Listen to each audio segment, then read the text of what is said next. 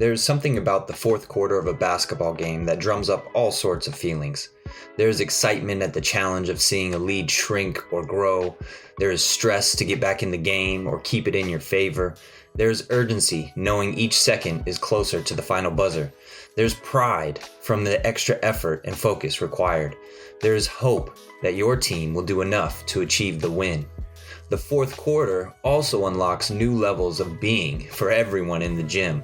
The crowd cheers a little louder and groans a little deeper as each play moves towards the finish. Officials sharpen their focus as each play and each call carries extra weight. Coaches find their groove as the previous three quarters have revealed the strengths and weaknesses of the opponent. Players enter flow as their mind, body, team, and the game all become one. At every level of basketball, the crowd has the ability to significantly impact the game. Envision a youth basketball game where the crowd virtually dictates every action of the players. Shoot it, pass the ball, rebound, steal the ball, that's a foul, ref. Imagine a packed high school gym or college stadium. Home court advantage is a phrase for a reason. A great basketball environment heavily leans on how engaged and vibrant the crowd is. A great crowd is personally invested in the process and outcome of the game. Now, add the fourth quarter of a close game in a rivalry matchup. The crowd sitting on the edge of their seat, waiting for a play to bring them collectively to their feet with a roar so loud it might nearly break the sound decibel limits. A crowd with this sort of expectant anticipation will likely play a huge role in how the players play and possibly the outcome of the game. What is the crowd ultimately hoping for? A win, of course.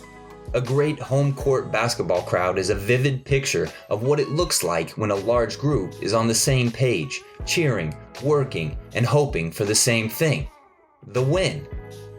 In one form or another, we, humanity, are in a perpetual state of waiting for the economy to improve, waiting for cancer to be cured, waiting for the environment to improve or implode, waiting for peace.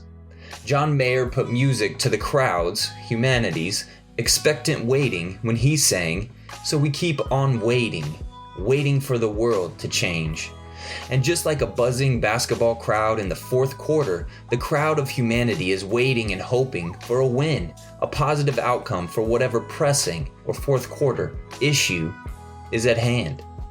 The Bible is no stranger to this idea of waiting and hoping.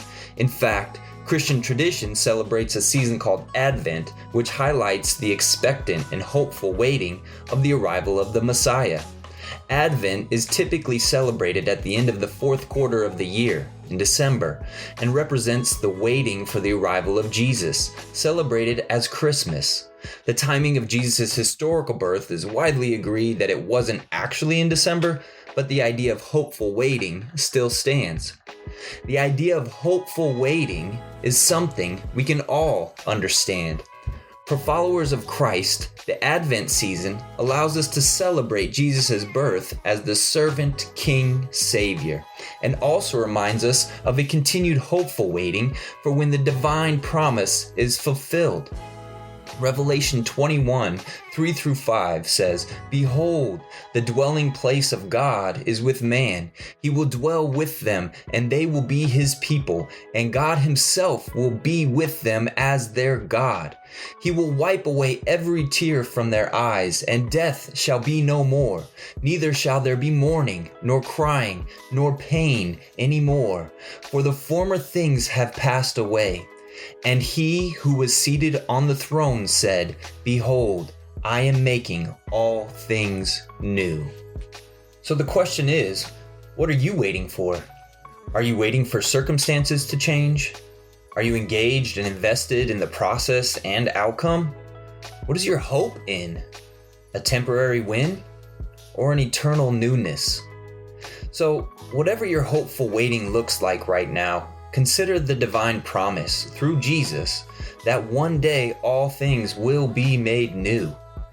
We encourage you to place your trust and hopeful waiting in Jesus, as he has never failed to fulfill his promises, and he will win in the end, even if it's in ways we do not understand or expect.